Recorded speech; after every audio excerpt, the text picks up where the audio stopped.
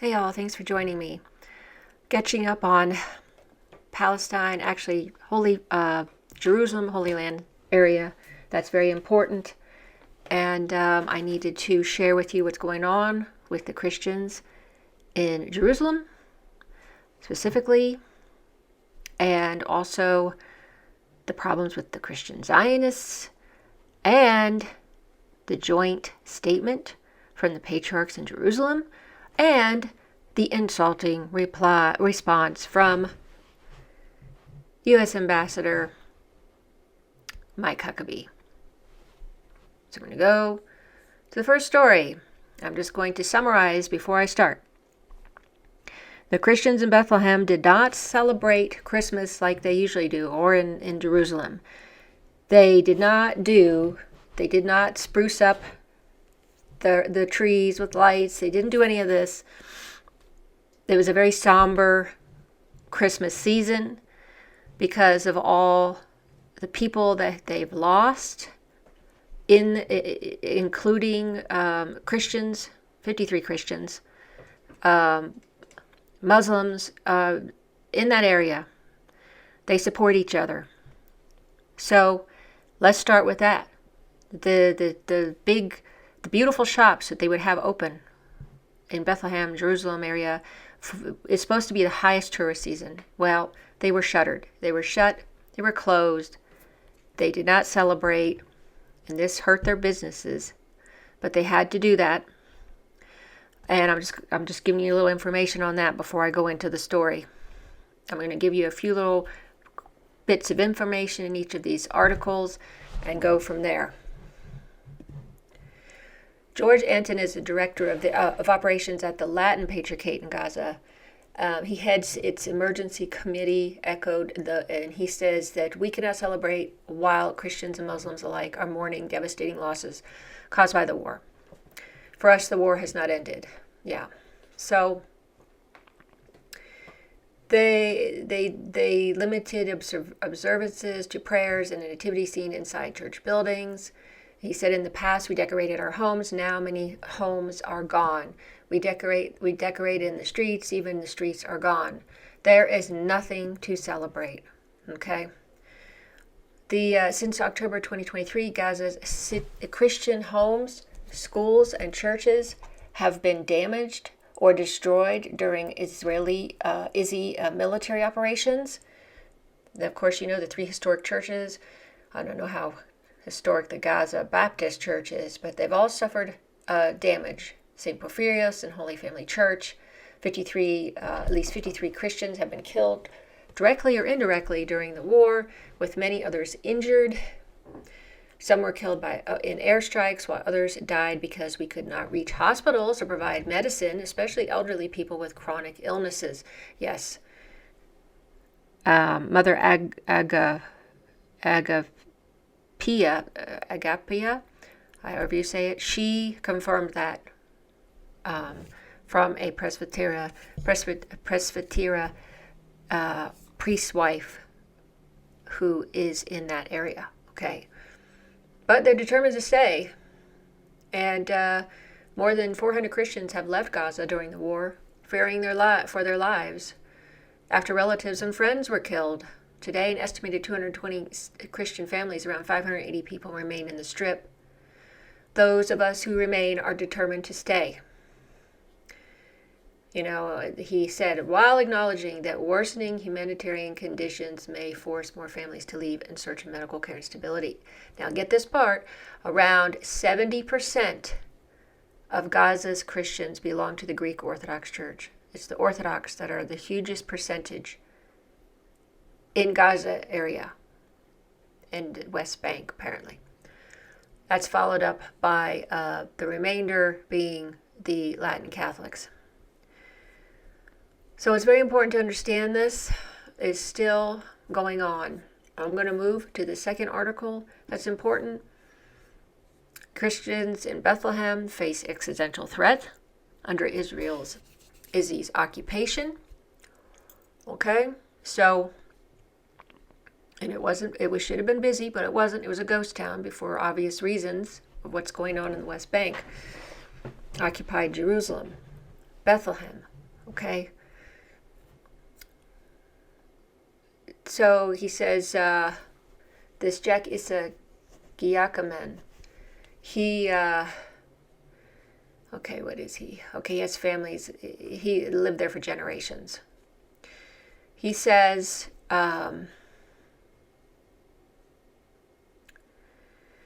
you don't see anybody around. Unfortunately, during the last years, Izzy converted Bethlehem into a big prison. He currently manages the family business. Days before Christmas, Manger Square is almost deserted. So they had to be, because why would we open? This is, nothing's going on. It's deserted. But the economic malaise that has gripped Bethlehem since the pandy is now accompanied by a graver threat.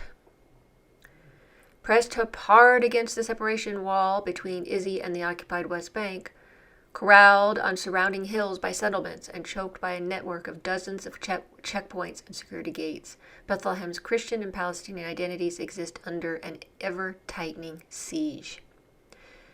Christians accounted for 85% of the population of Bethlehem when Izzy was created. But by 2017, that figure had collapsed to about 10%. Shame on you, Izzies. Shame on your wanting to take over an area that was where people were living and pushing Christians out. The Izzy assault on Bethlehem has accelerated at a blistering rate since February 2023. He handed Finance Minister Bezalel Smotrich, head of the J ultra-nationalist religious Zio party and a settler himself, authority over the West Bank. That is ominous. That is why things are going downhill. So, Christian families are leaving. People have given up on the prospect of life with dignity in their homeland. It's so sad. Shepherd's Field seized by settlers. This week brought foreboding news of this is in December. This reported right before Christmas. Further land grab as Smotrich on Sunday announced the legislation of 19 previously unauthorized settlements across the West Bank. So he wrote, the people of Izzy are returning to their land, building it and strengthening their hold on it. You know that God does not bless taking people's land by blood. I want to make sure you understand that. God does not, their God, the J God, does not bless them taking over land that other people were living in through blood, through violence.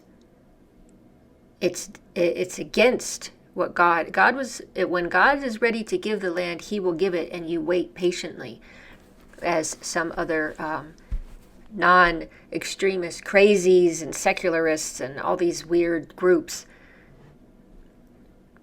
people who have faith in Judaism, through the Torah and all that, they know this. But these people don't care. They just want power, they want land, they want the whole Middle East. Sorry, but this is a very upsetting topic for me, and usually I try not to do too many videos on this because I really get upset. Okay. I'm not going to get into all this right here, but bulldozers arrive, their sense of terror, a big spirit of sorrow and grief. The wound is still open. We are actively losing our land. We cannot conceive the idea, said Dalia Kumsiak, a human rights activist and local resident who spoke to MEE. That's this website's Middle Eastern Eye. Okay. I want to get on because they've closed up. They closed up the Shepherd's Field, the building of a new apartheid roads. Things are going. Farmers, shepherds, driven off their lands. It's horrible. The smashing of agricultural equipment, settler pogroms, and daily intimidation. The shepherd's field is now situated between two settlements. We are trapped, she says. Our ancient presence as indigenous people in this land is basically threatened. So I want to get into, there's no tourists. I'm going to go. Bethlehem is depending on tourism, and since the war, tourism stopped and all the hotels and the industry are shut down completely. It's very important that we protect these areas, these Christian areas. We can't allow them to be destroyed when you have where Christ was born. We have very crucial things, holy sites here. I don't trust Smotrich, I don't trust Ben Gvir to care about any of this. Christians under attack. It's not just in Bethlehem where Christians are under threat. Easy occupation above all, its building of the separation wall has severed the umbilical cord, which for almost 2,000 years linked Christians to Bethlehem and Jerusalem. Okay. So, like Jerusalem's other sacred spaces, Christianity's holiest sites are located within the ancient walls of the Old City in occupied East Jerusalem. Here, Christians are targeted, assaulted, and frequently spat on by ultra-extreme settlers. Religious Freedom Data Center reports a surge of hate crimes against Christians, with the police taking little interest. Attacks on Jerusalem's 3,000-strong Armenian Christian population has rocketed. Settlers regularly vandalize the area with graffiti, for instance, "Death to Arabs and their Armenian friends." So these people don't care about faith. These settlers, these madmen, they don't care about that. They care about taking over the land for their own power reasons. This is, and maybe they have a twisted idea of a belief system, some kind of religious belief system, but it's obviously extremist, and it's warped, and it's insane, and it's violent, and it's destructive. So let me go on. At the Church of the Flagellation, located within the Muslim quarter, settlers attacked a statue of Jesus with a hammer. And you have, of course, a threatening poster appears at the Anglican Cathedral. A shop worker in Christian bookshop gets spat at. I mean, people need to understand what's really going on here for the Christians. They're really going through persecution. They really are suffering, like with Christ, okay? Christ is suffering with them. Now, here we go. The pastors for Israel. Yeah. Christianity, in short, is under state-sponsored attack in the land of its birth. There's a mystery about all this because Netanyahu loves to boast that Izzy is the guardian of Christianity in the Middle East. Yeah, sure it is. Let me give you the quote from, here's Huckabee. He urged the delegation, that's when all of these showed up, these Christian pastors, I'm going to put them in quotes, Huckabee urged the delegation to return home with the fire of God burning in your bones so that they might be pro-Bible and therefore pro-Israel. Pro-Bible. How about pro-God, pro-Christ, pro-Trinity? No, pro-Bible and pro-Israel. And this is why they can't say that, because their ideas are warped. And I'll get into that a little bit later here. Christian evangelicals have long been cherished political allies of the Yazidi state, yet the Christian heritage of Palestine is under just as much peril as its Muslim heritage. So they were bused, these Christian leaders, were bused deep into the West Bank to witness archaeological excavations at Shiloh. Supposedly the Old Testament site of the Tabernacle and the Ark of Covenant, the center for worship for Isis, before the building of the first temple in Jerusalem. They also visited Bethlehem. I met with some of them, says Kanawati. It's a man here. Here's Jack Issa Giacomen's. He talked about him in Manger Square, his store there. But to Kanawati, he's also a Christian in that area. He says, I think it's our duty to tell the just story of Palestine and to talk to people who may have been told different ideas by the Izzies. He firmly rejects Netanyahu's claim that Izzy is the guardian of Christianity in the Middle East. Yeah. That's definitely a wrong statement. What drove the Christians out from Bethlehem is the occupation and all the hardships that we as Palestinians face, Christians and Muslims.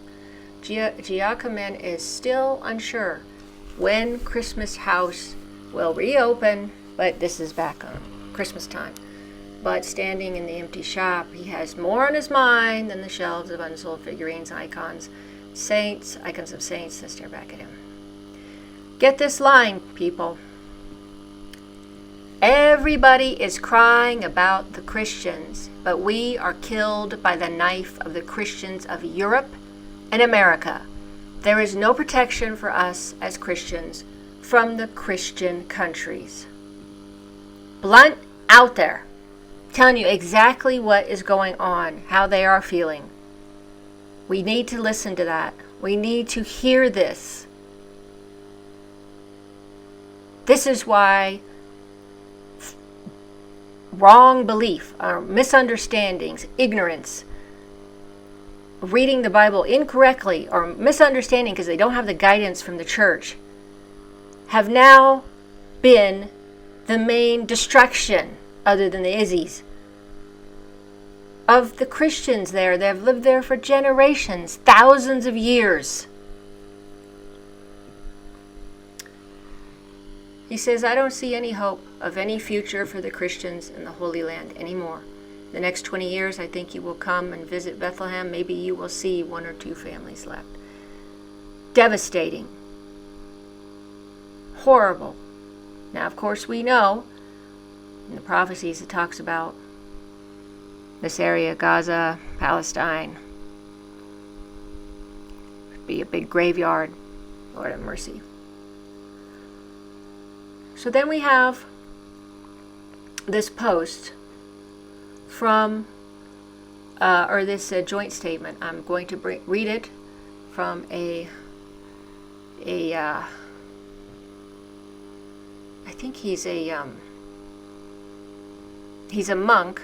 I'm not sure if he's an abbot, Maximus, but in any case, he shared it. I'm going to read it to you. Statement from the Patriarchs and heads of the churches in Jerusalem on unity and representation of the Christian communities in the Holy Land, January 17th. Patriarchs and heads of churches in the Holy Land affirm before the faithful and before the world that the flock of Christ in this land is entrusted to the apostolic churches, which have borne their sacred ministry across centuries with steadfast devotion. Recent activities undertaken by local individuals who advance damaging ideologies, that's right, damaging ideologies, such as Christian Zionism, mislead the public, sow confusion, and harm the unity of our flock. These undertakings have found favor among certain political actors in Izzy and beyond who seek to push a political agenda which may harm the Christian presence in the Holy Land and the wider Middle East. Holy Scripture teaches us that we, though many, are one body in Christ and individually members of one another. To claim authority outside the communion of the church is to wound the unity of the faithful and burden the pastoral mission entrusted to the historic churches in the very land where our Lord lived, taught, suffered, and rose from the dead. The patriarchs and heads of churches further note that concern that these individuals have been welcomed at official levels both locally and internationally. Such actions constitute interference in the internal life of the churches and disregard the pastoral responsibility vested in the patriarchs and heads of churches in Jerusalem. The patriarchs and heads of churches in Jerusalem reiterate that they alone represent the churches and their flock in matters pertaining to Christian, religious, communal, and pastoral life in the Holy Land. May the Lord, who is the shepherd and guardian of souls, grant wisdom for the protection of his people and the safeguarding of his witness in this sacred land. Patriarchs and heads of churches in Jerusalem. Now, what do you think was the response from Huckabee? Well, let me see if I can find it. Here it is. Now, this monk is very upset. He thinks he should be fired. U.S. Ambassador to Izzy, Mike Huckabee, has responded to the Holy Land Patriarch's statement. Huckabee said on X, "It's hard for me to understand why everyone who takes on the moniker Christian would not also be a Zionist."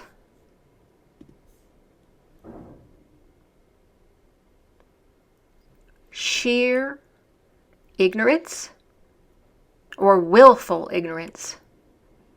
Either way, that damages the people there in the Holy Land. Damages them a lot. What an insulting thing to say. Well, I can't understand. Because you don't understand the teachings. You have no idea. Why are you even given authority to be a pastor? Mike Huckabee. You can't understand the apostolic churches living there since Christ was on earth. But yet you're going to sit there and say, well, I don't understand. Because you don't understand. You don't understand. Oh my gosh. This is why false doctrines and people who decide to make seminaries with no roots, no connection to the ancient churches, and they go to these places and they learn and they don't learn what they need to learn. Like him. False doctrines are adopted. My cat just decided to come in. All of this, it's very disturbing. And, man, I can't even remember what I was going to say. It's so upsetting to me. All I know is when you have a dispensationalism, you have all these other things, they don't understand anything. They have false doctrines. They believe things that they just decide to believe. That's my cat, sorry. And that's it. They don't go by what the church has always taught. They haven't preserved what was always taught. They think they have the Bible. I'm sorry, I'm going on a rant, but this is very disturbing to me and very upsetting. Anyway, you see what's going on. Let's all pray. If anybody, there's a charitable organization that is a good one called IOCC, International Orthodox Christian Charities. They are in that region. I like to give when I can to them, just something for you to consider.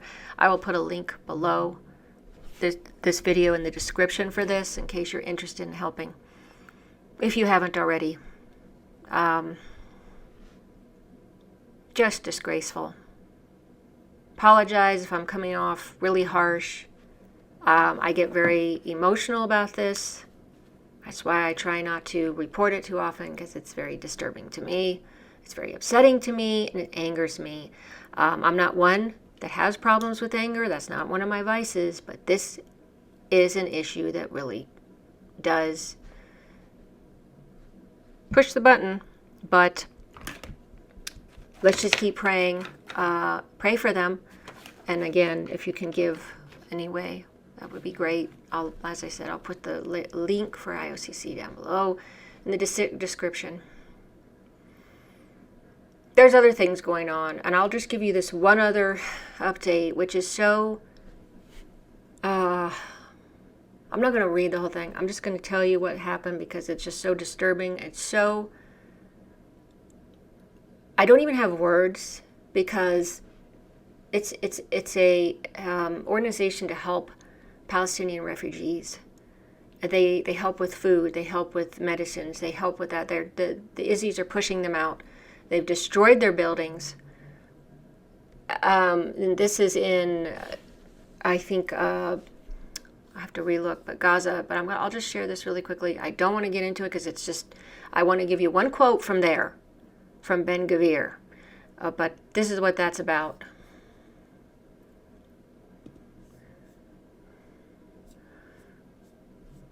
As you can see, the building was destroyed. Izzy's demolition of UNRWA headquarters, blatant violation of international law. IOCC lawyer warns of systematic policy of destruction of the Palestinian people as UN Secretary General hints at fresh case against Izzy at the World Court. They're destroying this organization that helps these people that have nowhere to go. They're refugees. It's horrible. I mean, a lot of people are complaining in this article. Some, even some European governments are condemning it. The problem is, it's all talk. Something has to stop these people. Just like we had to stop the fascist leader of Germany and Italy, during World War II. But especially the one in Germany. You can't just talk. Something has to stop this. So here, this National Security Minister, Itamar Ben Gvir, horrible man. Izzy forces raided the compound of the UN's Agency for Palestinian Refugees, the UNRWA, in occupied East Jerusalem, the Sheikh Jarrah neighborhood, on Tuesday, and raised Izzy flags over the main building. Now, this is the most disturbing, just horrible thing I've read in a long time. I don't even have words. I can't even really describe it. He was accompanied by Deputy Mayor of Jerusalem, Aryeh King, who said, "God willing." Who's God? Who's their God? Satan? God willing, we will expel, kill, eliminate, and destroy all UNRWA personnel. The people that are there to help the organization, those people there that are risking their lives to help these poor people, these poor women, children, babies, for trying to get them food and everything. Kill, eliminate, destroy.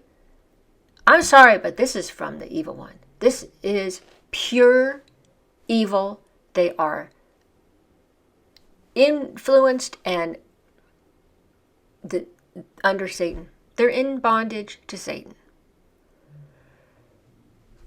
So I don't even know how else to say that. That is just, yes, they've been doing bad things for years now, but for some reason, this just really, I just couldn't believe it, that this is happening today.